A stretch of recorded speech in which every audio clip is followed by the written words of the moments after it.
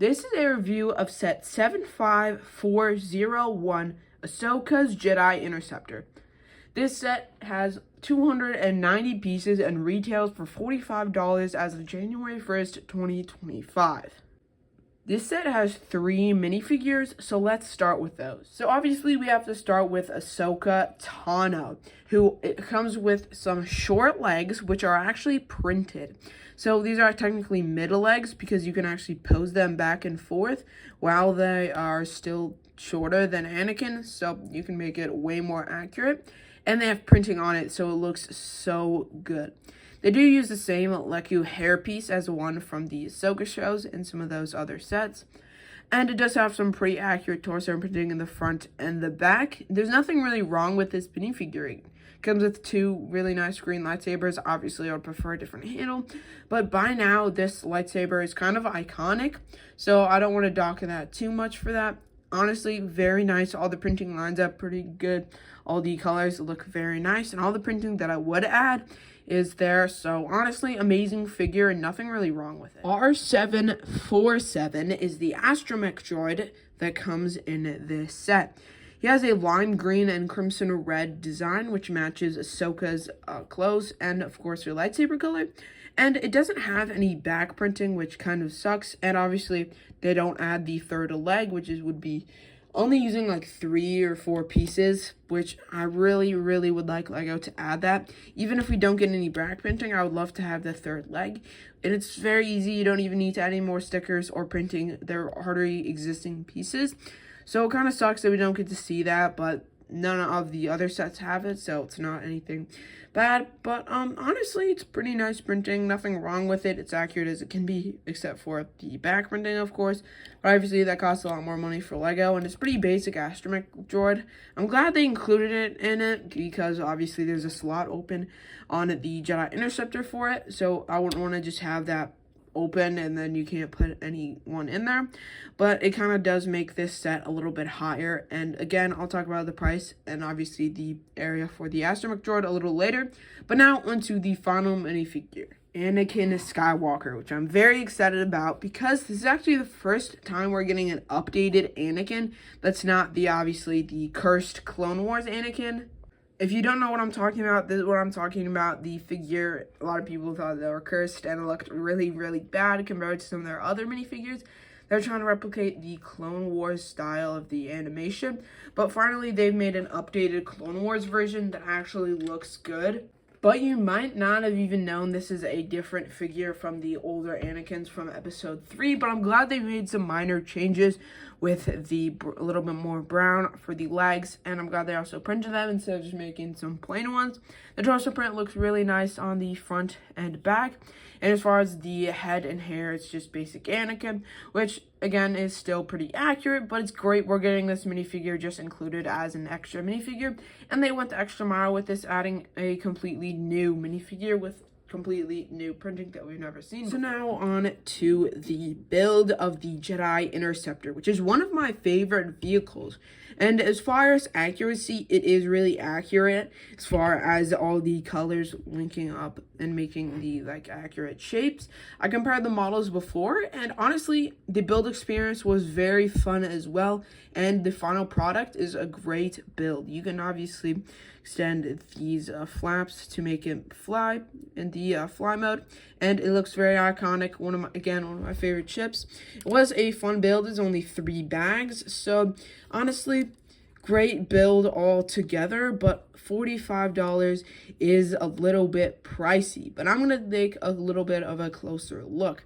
So there were some stickers on these flaps. There was the back side and the front side, and you went wing by wing. You went the center area, then this wing, and then this wing for each bag 1, bag 2, and bag 3. So there were 4 stickers back to back, 2 on 1 piece, which kind of sucked, but I really wish they were printed again. It kind of sucks that we have to get them stickered, but I don't think they can actually double print like that, like a different print on this side and then a different print on the other side. So that kind of sucks, but we do get a new cockpit piece, which we've never seen before, and you can lift it up and fit Ahsoka. But the funny thing is you can only fit Ahsoka because of her mid legs, which is kind of cool because I guess you'd only want to put Ahsoka, but if you're like playing for playability and stuff, you might want to fit Anakin in there. But that's kind of sad that you can only fit her in there. I'll actually show it to you now because she has these shorter legs. So you actually need to have them bend too. Like you can't have her stand up like that because there's no way you can sit her down either. So you have to attach her to these and then push her down, and then you can close it like that. So it does kind of look weird when you lift it up, considering the control panel is all the way down there. I don't know how she's supposed to reach all the way back there. But as far as accuracy goes for the cockpit area, it is pretty accurate. I rewatched some of the episodes of the Clone Wars, so if it was the most accurate that it physically can be, this would be removed, and this would like have to stay here. As it goes up, it would go like this, and then this would stay here, which is technically possible. They could tile this off and attach this to that side over there.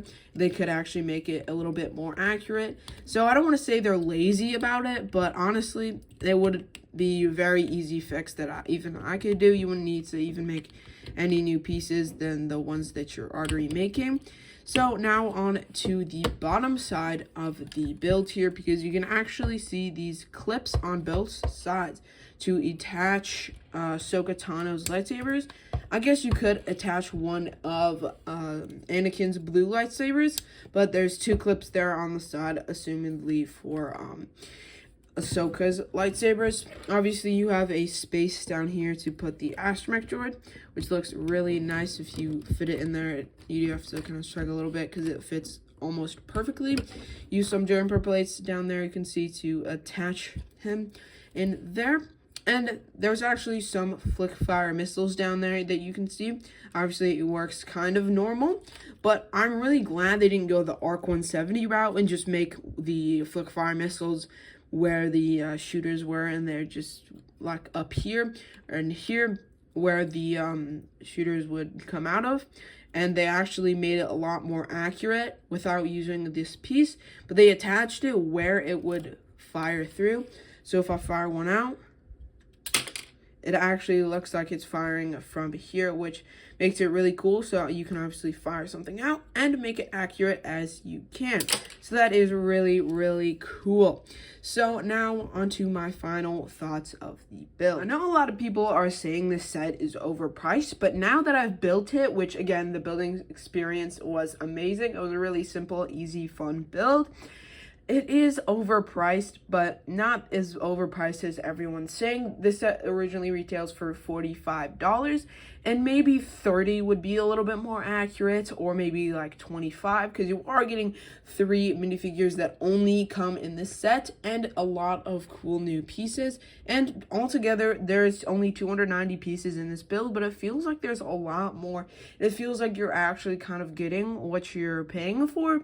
But again, I do think it is a tad bit overpriced, but honestly, I would still pick this up on the 1st of January for full price. I wouldn't wait for clearance on this one. And surprisingly, the LEGO store had a bunch of these, but all the ARC 170s were sold out.